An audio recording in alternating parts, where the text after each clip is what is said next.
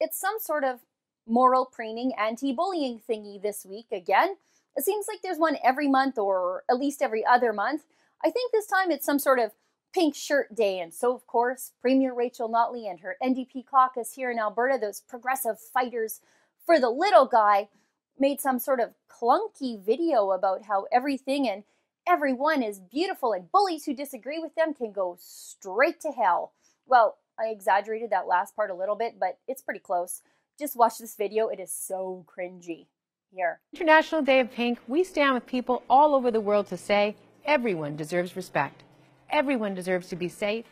Everyone deserves to be who they are and to be proud of who they are. Your sexual orientation, your gender expression, or any other aspect of your identity is something to cherish and celebrate, not something to be ashamed of or bullied for. You are exactly who you are, and you are beautiful. I encourage everyone to stand up against bullying in all its forms and to join us today on International Day of Pink. Wear pink and stand with millions of others against bullying.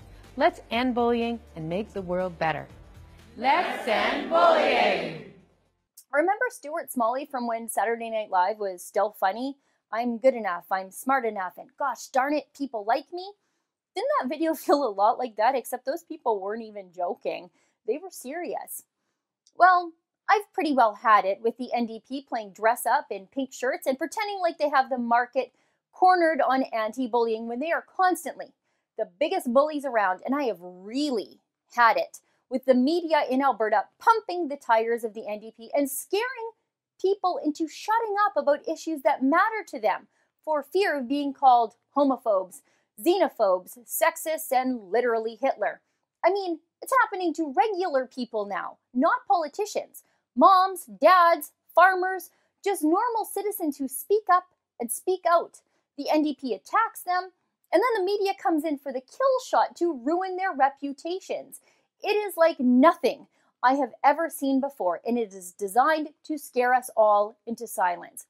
If you're not from Alberta, it's going to be hard to believe all this stuff. Let me show you what happens to regular Albertans who try to speak truth to power. Last summer, a group of oil men putting on a charity golf tournament in southern Alberta put a cardboard sign of Rachel Notley's face on one of the holes. It's a lighthearted protest for a good cause, expressing their disagreement with what Rachel Notley was doing to their industry, right? Wrong. Dozens, maybe hundreds of stories later calling the organizer a violent sexist, and the media and the NDP bullied an apology out of the poor guy, a private citizen who spoke out about the NDP. What about some university kids who want to show a movie that takes an alternative look at modern feminism?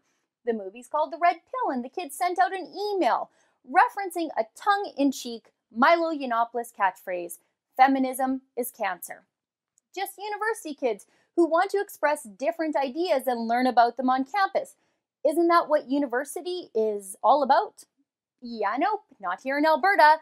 Dozens of stories later calling these kids sexist rape culture proprietors, and they apologized, and they've now been bullied into silence and hiding. The biggest bullies were the media and the NDP using their platform in the legislature to shame these kids. Just university kids wanting to watch a movie that showed different ideas. Bullied, silent.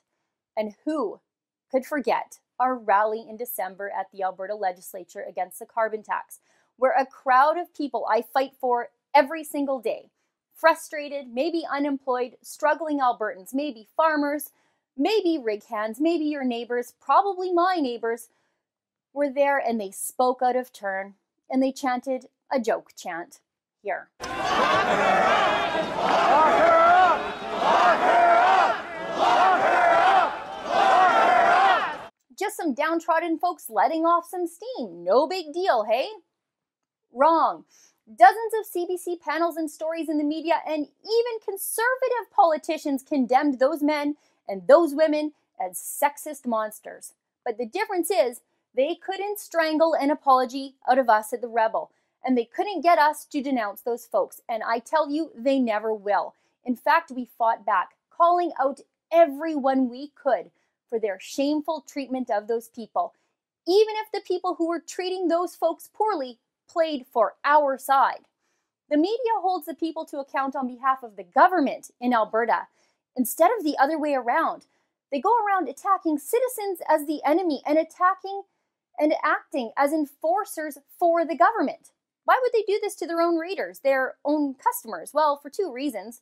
The journalists are lefties too, obviously, but they also do it for job security. At least 20 former journalists are working for Rachel Notley, while the old media is shrinking like George Costanza in a cold swimming pool. Every story they do is a job interview for Rachel Notley, and they don't care what sorts of private citizens they have to harm along the way to do it. You people are just another brick in the wall. So what do? Well, here's my 2 cents. If you can, don't stop. Fight back. Speak up. Don't let the NDP bullies and their media enablers scare you into silence. And hold our own to account when they tuck tail and run. If we are going to be cowards, well, we may as well be liberals. And you know it, the rebel. We'll fight the bullies when they try to fight you.